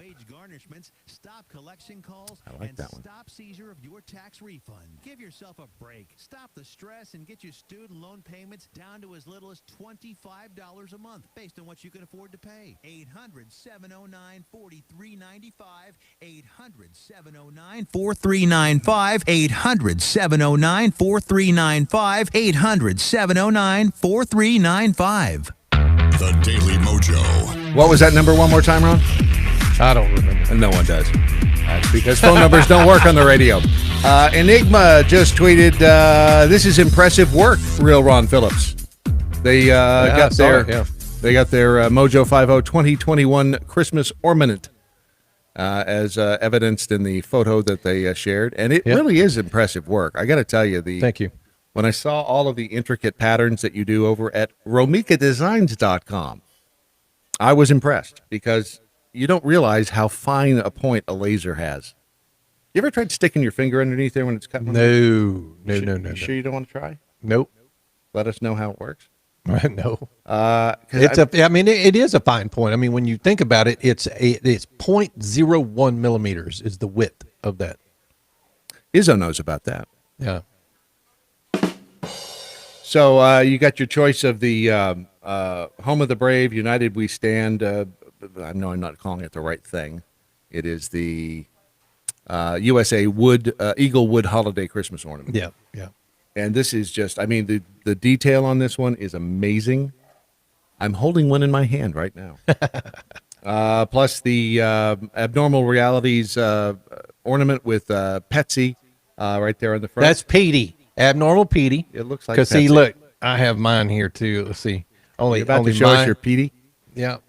See, that's very nice. That's very nice. And of course, the F 2021 F Lake ornaments, the F Lake. Now, you should put one out in retrospect for 2020. Wonder how that would sell. Because you're going to want a series of these. True. And if you look at the F Lake entry, go there, Brad, on the website. Don't tell me what to do. Just go back. Okay. Hold on a second. It's do if I you go go back home a or page. shot? I go back a page. Is that where you put the arrow backward? It's not wanting to do that. How about you just tell me where I go from the home? Okay, from home. Yeah. Where do I go? Yeah, from scroll there? down until you see there the it F Lake. is. That'd be right there, wouldn't it? Mm-hmm. That is a fabulous looking. Now you ornament. see the other two pictures that are attached to sure it. do. Well, look at that. Boy, that's just an F fest right there, isn't it? Mm-hmm. That's a giant F fest. So you can get any of those. Yep. Wow. There's 32 different designs. All of them have the same word on them. Just saying. Well, not all of them. Some of them just have fingers. Where does one find an F fest of this? That's pretty impressive. Yeah. So, and it's rather appropriate for the year 2021, I'm afraid. And things don't look to be getting a whole lot better. Although, if 2022 is any, if the midterms, I mean, who knows? Things could turn around. Yeah. There may be some hope on the horizon as long as it is not a train, the light at the end of the tunnel. So go to romikadesigns.com and you will find everything you need to make that special person in your life happy, including mom. As long as your mom isn't being gang raped, according to the Extinction Rebellion founder. Gosh. Wow. The Extinction Rebellion co-founder, Roger Hallam, has warned that if climate change isn't stopped soon, moms across the world will be gang raped by men. Sounds a little desperate. This was a pamphlet that they put out. It's still available out there. They printed it in 2019. The eco-extremist wrote that climate change would result in a situation where a gang of boys will break into your house demanding food, after which they will see your mother, your sister, your girlfriend. They will gang rape her on the kitchen table. They will force you to watch, laughing at you. At the end, they will accuse you of enjoying it. This is bizarre. This is the climate change bunch. This is Extinction Rebellion. I believe they're also the ones that every year over in England, they throw red paint all over government buildings and talk about how we're killing the planet. Mm-hmm. They apparently they fired this guy, or they distanced themselves from him. He said, this Hallam dude, he says that genocide was just another effery in human history, and that the climate crisis should evoke the same terrible emotion as Auschwitz. He also gave a speech that appeared to hint at deadly action as a means of achieving change on climate policy. These people are whack-doodles. Warning that Extinction Rebellion activists are not just sending out emails and asking for donations. We're going to force the governments to act, and if they don't, we'll bring them down and create a democracy fit for purpose. And yes, some may die in the process. This is Extinction Rebellion Germany. They moved to create space between themselves and Hallam before the British counterpart. These people are absolutely nuts. They're the useful idiots, though, that, remember, this is climate change is important, according to the White House. According to our president, who spent how many days over there in Glasgow napping? These are the people that the Democrat Party is embracing. And our beloved president, Joe Biden. This is just, again, there aren't very many ways to describe what the hell is going on other than absolutely insane. Also at the Senate hearings yesterday, Rand Paul and Dr. Anthony Fauci got into it again. He went back on Fauci again. This guy is more Teflon than Bill Clinton. Yep. It's just... So here is Rand Paul and a little interchange with Dr. Anthony Fauci. You continue to say you trust the Chinese scientist. You appear to have learned nothing from this pandemic. Will you today finally take some responsibility for funding gain-of-function research in Wuhan? Senator, with all due respect, I disagree with so many of the things that you've said. First of all, gain of function is a very nebulous term.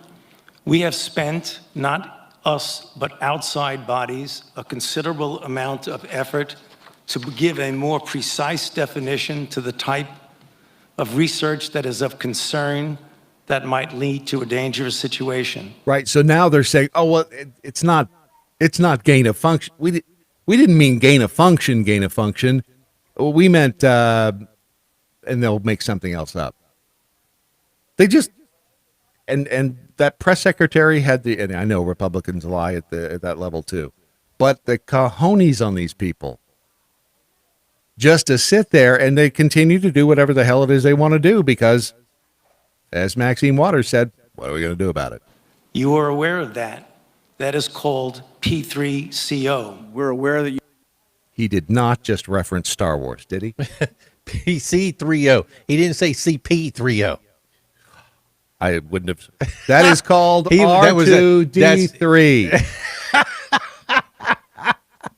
No, that would have been tantamount to 2RD2. But it was like a dyslexic Star Wars. Wow. You deleted gain of function from the NIH website. Well, I can get back to that in a moment if we have time. But let's get back to the operating framework and guide rails of which we operate under. And you have ignored them. The guidelines are very, very clear. He knows he's bulletproof. He does know he's bulletproof. Fauci knows he's bulletproof. He's going to sit up there and say whatever the hell he wants to say, and who is going to stop him? I mean, we've seen now that the NIH came out and said he lied about the gain-of-function research. He's killed puppies. And yet, nothing happens.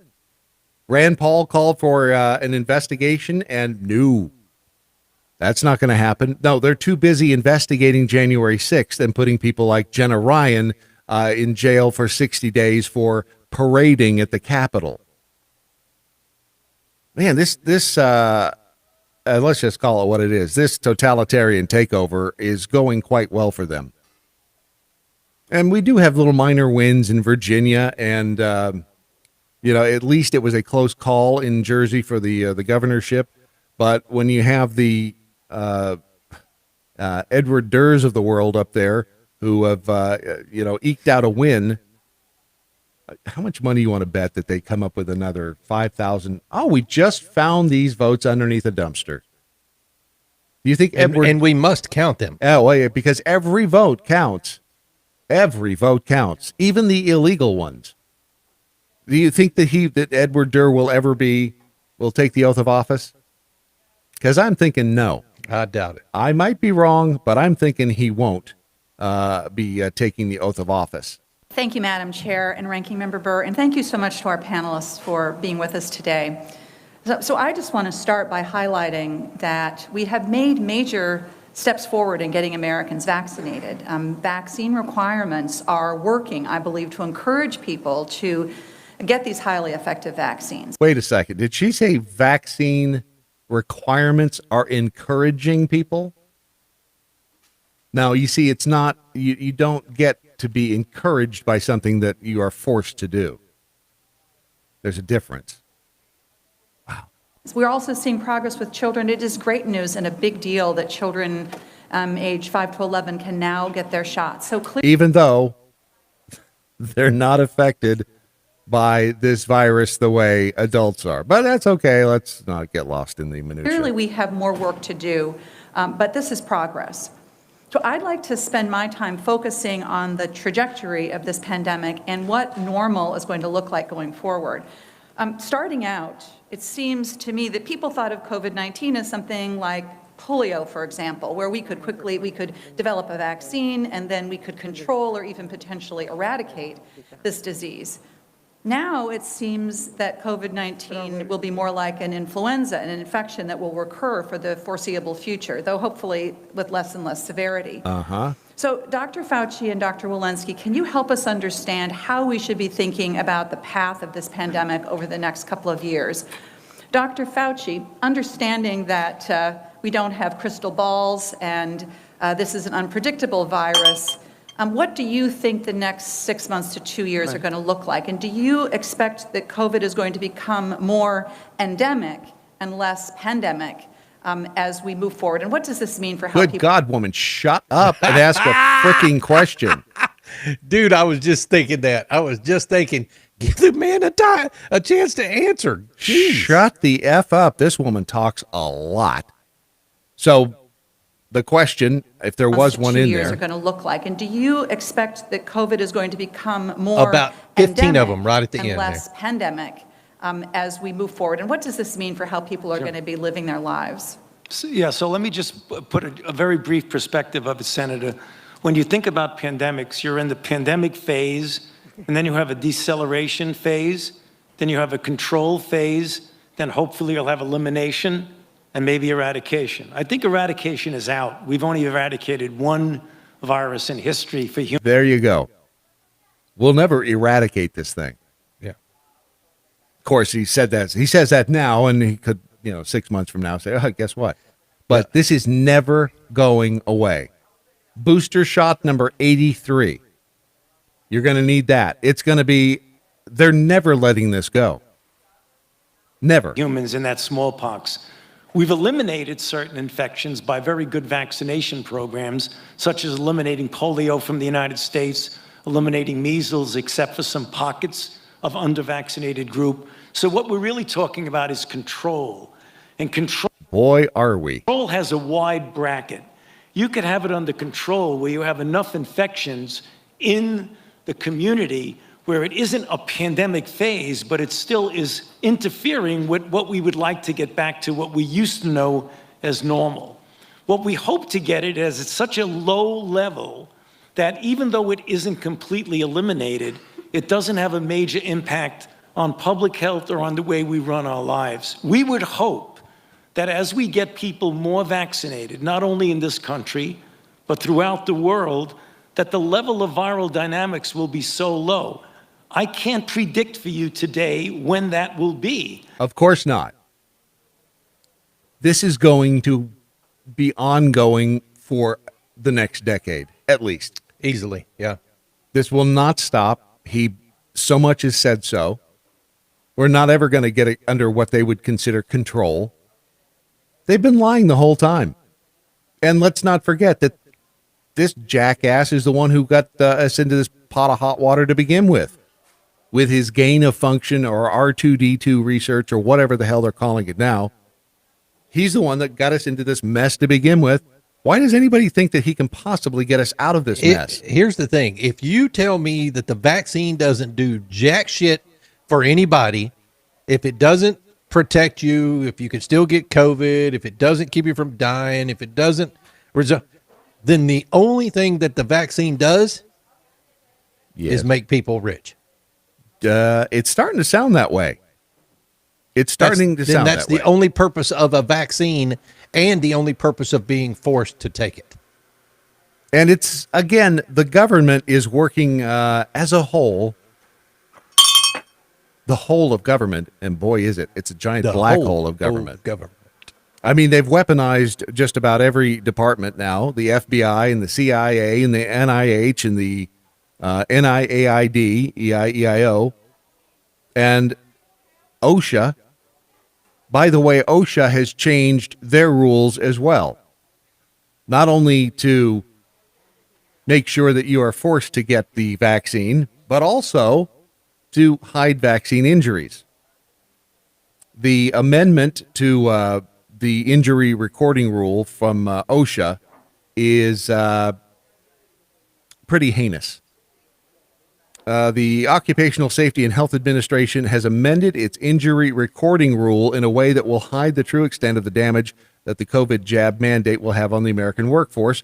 According to OSHA rules, employers must record and report work-related illnesses, injuries, and fatalities. This recording requirement initially also applied to adverse reactions suffered by employees who had to get the COVID shot as a requirement for employment. They changed the rule in May. OSHA will not enforce the recording requirement if the injury or fatality involves the COVID vaccine, even if you have to get it to be employed there. The non-enforcement will remain through May 2022. Mm-hmm. How do you begin? How is this remotely justified? What would be well, we don't want to record, we don't want to have them report injuries because why? What would possibly be the reason? Oh, confusion, other than to cover up people who've been injured and or are no longer breathing in and out as a result of the vaccine. Why? I mean, what other reason could there possibly be? And then we told you earlier about the Federal Employees Compensation Act, which federal employees who are required to get the jab are now eligible for compensation for injuries. And this little tidbit, if you're a small business owner, you know this, having large numbers of injury reports can also raise a company's insurance costs. But if OSHA is going to require all employees with 100 or more employees to implement the vaccine mandate, then companies will be in the same boat and none will be at a particular disadvantage. So OSHA really needs to change its recordability guidance back. In other words, if we should make them all record the injuries from the vaccine, because then the insurance companies, everybody's basically on the level playing field if everybody is having to report them. This is, but how, again, I mean, short of, you know what it is? I'm impatient. That's what it is. I want everything to happen yesterday. And it's not gonna. And Virginia was one step in a positive direction. And there were a lot of down ballot races that were decided in Republicans' favor on Tuesday as well, all over the country. So maybe that is the first step. Now, the problem is, can we trust the Republicans to do anything about it? I mean, look at Mitch McConnell. Right. Look at there are a bunch of asshats up there. And when we had somebody in the White House in the person of Donald Trump who was willing to row against the current and shake things up a little bit, they all ran. The majority of them all ran for the hills. So if we don't have somebody in there, even if the Republicans do gain a majority back in the Senate and even the House, does that guarantee anything? I don't know that it does. I mean, it's cross your fingers and hope for it, but I'm not sure that it does mean anything, which is a little terrifying. Let's see, remember the Russian submarine, the American submarine that ran into an object underneath in the China Sea, and they didn't know what it was? Yeah, what was it? Well, they say, strangely, it was a mountain. What? A mountain. How the hell does a nuclear sub run into a mountain? Is it called a mountain if it's below the sea? Technically, it is I'm pretty sure it's an undersea mountain, I think. Other than just like a high point on the ground. I mean, I'm pretty sure it's still called a mountain. I would think below sea level you would just have valleys, and anything higher than that is. Well, they're calling it an undersea mountain. That's what they're saying. I guess, yeah. The USS Connecticut, it's a $3 billion submarine that we paid for. You and me paid for this piece of hardware. It's got the latest gadgets. It's got the latest electronics. It's got the latest everything. And yet it ran into a mountain. I don't know. That seems a little wacky.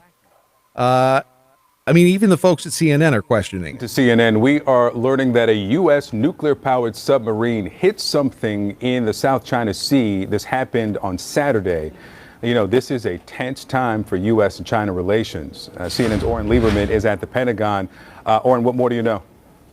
Victor, this all happens this past Saturday as the USS Connecticut, a Seawolf-class nuclear-powered submarine, was operating in the South China Sea. Now, the Navy wouldn't specify where it was. Pacific region, but we've learned from defense officials that it was in the contested waters of the South China Sea. Here are the basics. It involved the USS Connecticut. Several sailors were injured, we've learned, though none are life-threatening, according to a statement from U.S. Pacific Fleet. It is still unclear what the submarine hit at. And they've since said it was a mountain. A mountain. But planes fly into mountains too, right? So I mean, it's not like all of the equipment on board would keep you from pointing. I mean, the bottom line is that somebody wasn't doing their job. That's what happened. How doesn't it have like a cruise control warning on it? Like if you're headed towards something and the little radar thing goes off, doesn't it go, warning, warning, mountain ahead? It tries. It probably did.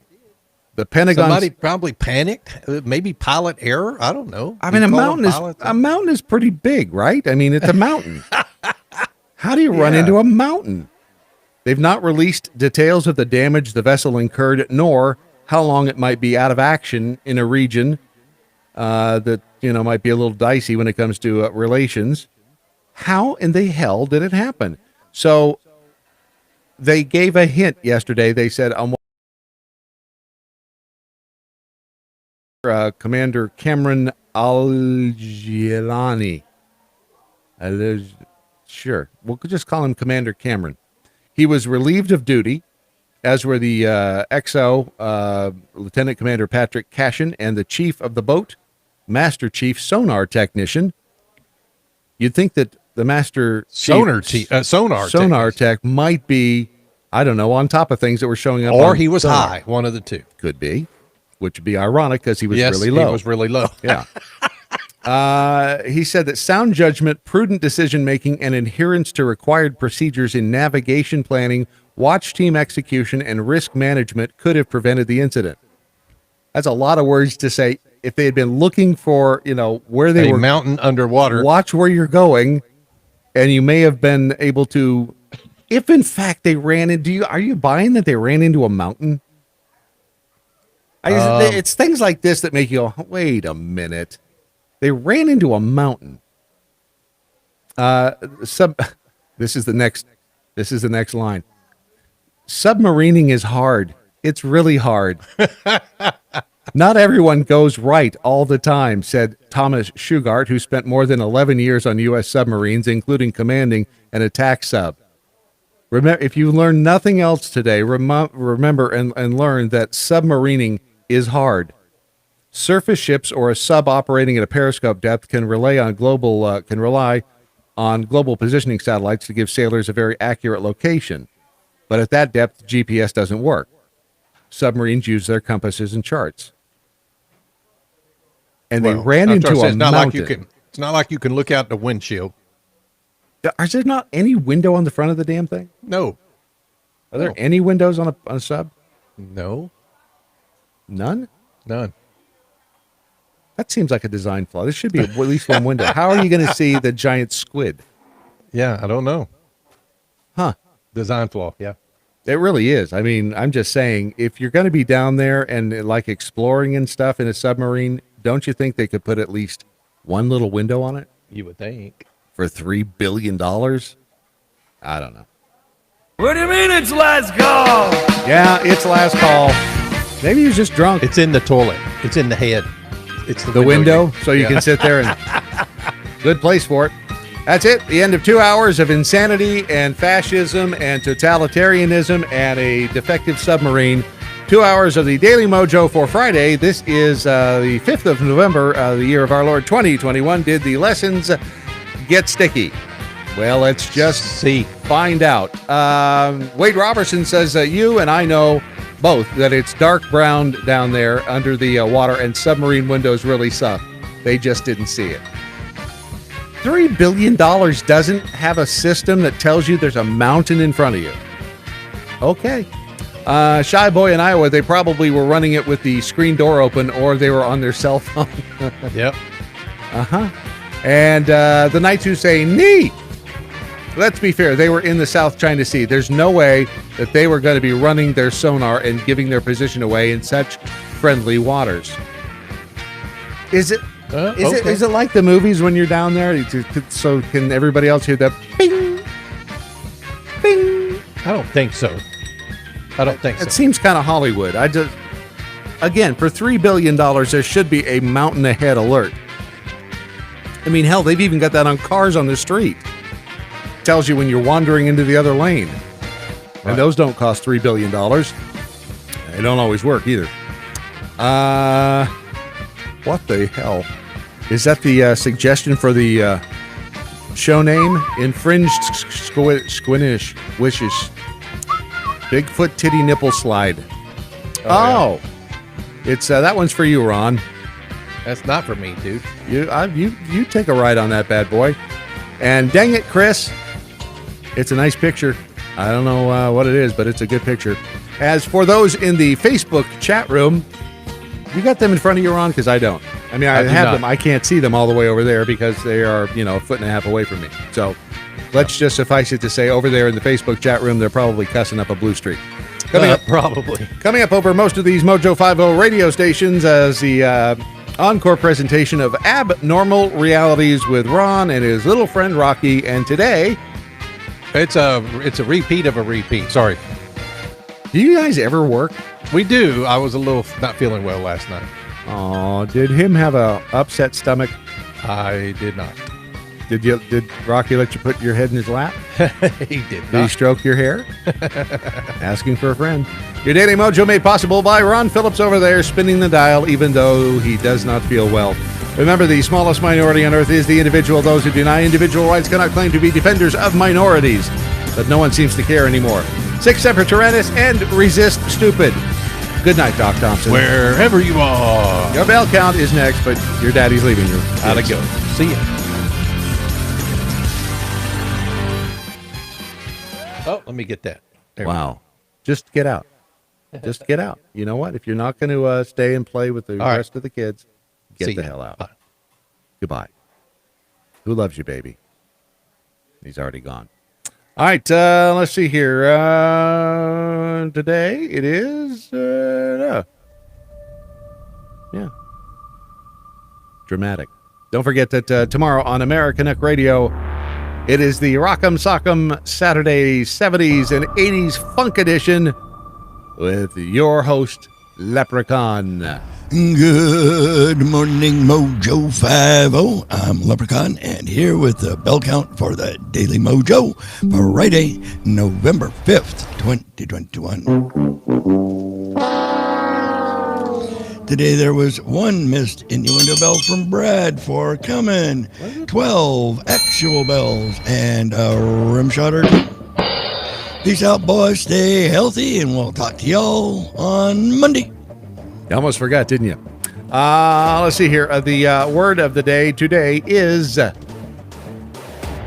coming. Sorry. It's almost here, and it is vendetta.